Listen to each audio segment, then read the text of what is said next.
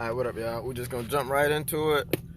We was having starter problems. So, all I recorded was the intro, so my bad. Once I kind of got under there and got to going, I wasn't really in the mood or the position to be trying to film, so my bad. But this is, let's figure out how to open this thing. This is the old starter. So, what was happening was like I went outside to crank the car up yesterday and turn the key, and all you hear is just, well, it's not loud enough, but yeah, all you hear is like a click, you hear that one click and then nothing else. So did that for about 10-15 minutes, boosted it off, car crunk up. Later on that afternoon, did the same thing, except it didn't start back up. So came back probably like an hour or so later and we got it. But this, yeah, you see that? I'm pretty sure this isn't supposed to twist. So this might have had something to do with my starter going out. Oh, this stuff is loose. So had to get this off. In order to get this off, you have to take the exhaust off, which is a whole nother headache. So I'll play the intro that I recorded for y'all real quick, and then I'll come back and do like some overlays, and so you can see what I had to come off. And yeah, the actual starter removal is super easy. It's just you got to go through all the other hoops of getting the exhaust off to be able to get to the starter. Like actually taking the starter off, putting the new one in is like a 5-minute job. You just have to have the car in the air high enough to get the exhaust off first. So I'm gonna show y'all the intro that I started to record, and I'll be back and I'll do like some overlays to show y'all what had to come off and what tools you need for it. So here we go. All right, what up, y'all? So we are back, and it is a sky high Vette in the air kind of day. So was riding around today, and I couldn't leave where I was at. So car wouldn't start. The starters going out. Ended up having to basically boost the car off. And so once we hooked it up with some jumper cables, we were able to, after like the second or third time, the car started. So my bad, y'all. I'm doing a lot of moving around. This is where I'm at.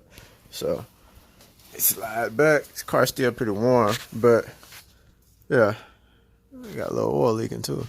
But yeah, so starters going out. Starters right here. Is this water? Yeah, all right, that's water. AC, I guess, or whatever. But yeah, so starter is going out. Problem is you can't really get it out of this little section without getting this off. So, and I broke this bolt like last year or something. But yeah, the exhaust has to come off. You can undo this one right here, but this won't drop because it is connected with the driver's side. So you basically got to undo both sides, undo this middle, and then I think you got to undo it at the end too to really just drop this whole X pipe. To get this out of the way, then I can reach the starter, where we at, right there, and I can go ahead and get that out and put the new one on. So yeah, whole lot of work for one little job, but I'm gonna go ahead and start taking this off. These might be 13s, I think. So it's 3 of these. Like I said, one of these was broke, so 3 on that side. Whatever these are. And I think it's either 13s or 15s at the very back where it connects to the back half of the exhaust. So that right there. So yeah, let me go ahead and get started and wipe some of this stuff down, figure out where the oil is coming from. But yeah, let's get started.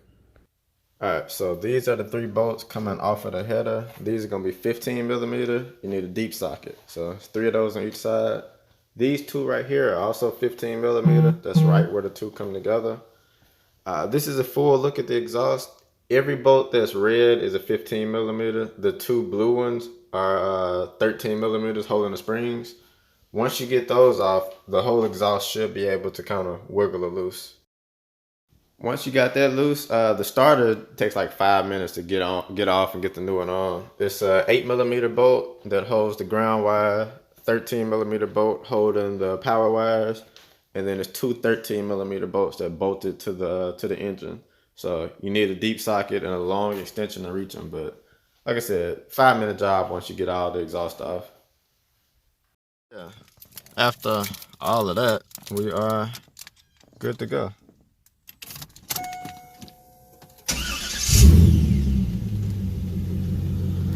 Nice, quick, and smooth. So, pain to get with the exhaust. We'll get all that off, but easy to actually swap the starter after all of that. So, that's it for this. We'll catch y'all in the next one. I got the little drain things for this, the little udders. So, that'll be a video for later. But yeah, I'll catch y'all then.